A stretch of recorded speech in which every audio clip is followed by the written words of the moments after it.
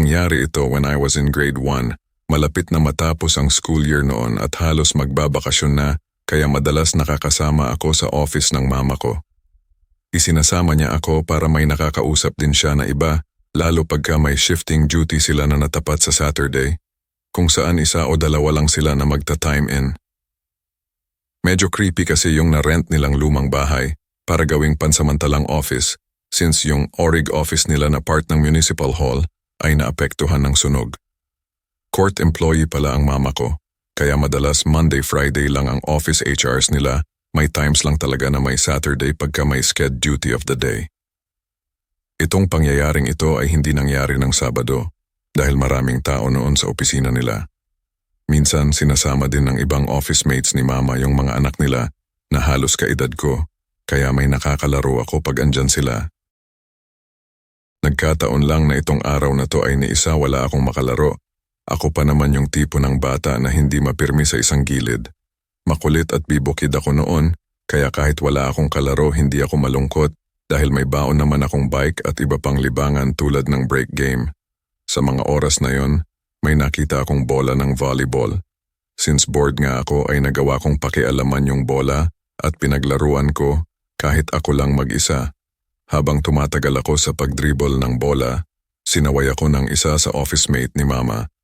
Dahil ang ingay ko na daw. Tumigil naman ako pero yung bola ay nabitawan ko. Dahilan kaya nag-bounce ito papasok sa isang lumang kwarto. Parang walk-in closet. At sa dulo ay may banyo. Dumiretso hanggang dulo yung bola, sinundan ko para pulutin at ibalik kung saan ko ito kinuha. Nang makapasok ako sa banyo, dali-dali akong yumuko para hawakan yung bola, nang bigla na lang akong nanigas at hindi na makagalaw ng maayos. Dahil sa pagkakayuko ko pa lamang ako ay nakita ko na agad ang laylayan ng isang dress na may tumutulo pang dugo. Nakaangat ang paa niya sa tiles at habang unti-unti ko ring inaangat ang aking paningin, nakita ko ang buong itsura niya.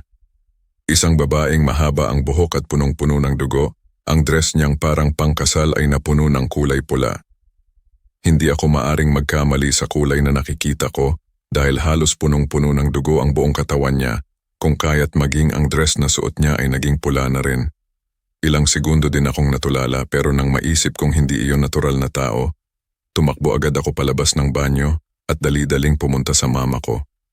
Iyak ako ng iyak dahil sa sobrang takot, laking dismaya ko lang dahil hindi ako agad pinapaniwalaan ng mama ko noon. Pinagalitan niya pa ako dahil kung ano-ano daw kasi ang pinaglalaruan ko. Isa sa mga office mate ni mama ang napansin na namumutla na ako sa kakaiyak at pinagsabihan ng mama ko na baka nga totoo ang nakita ko.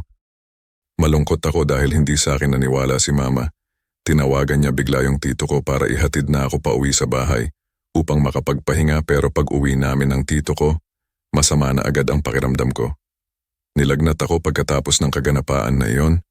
Tumagal pa ang lagnat ko at sa ika-3 araw pina-check up ako ni mama. May mga gamot naman pero tila hindi ako gumagaling.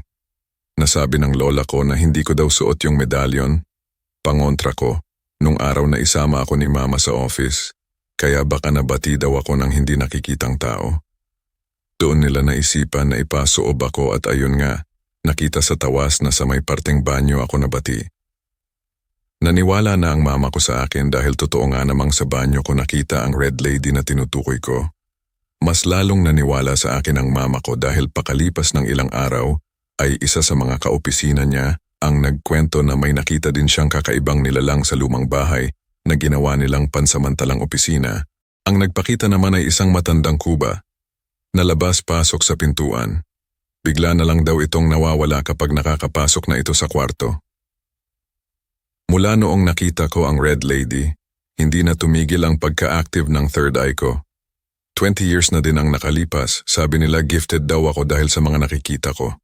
Nasabi din sa akin ng isang manghuhula na ang red lady na nakita ko ay kakaiba at tila may ibang mensahe na gustong iparating sa akin. Subukan ko raw itong gamitin, sixth sense, upang makipag-usap at makatulong na rin. Pero sa totoo lang, hindi ko pa rin alam kung paano ko ihahandle ng maayos ang mga bagay na iyon.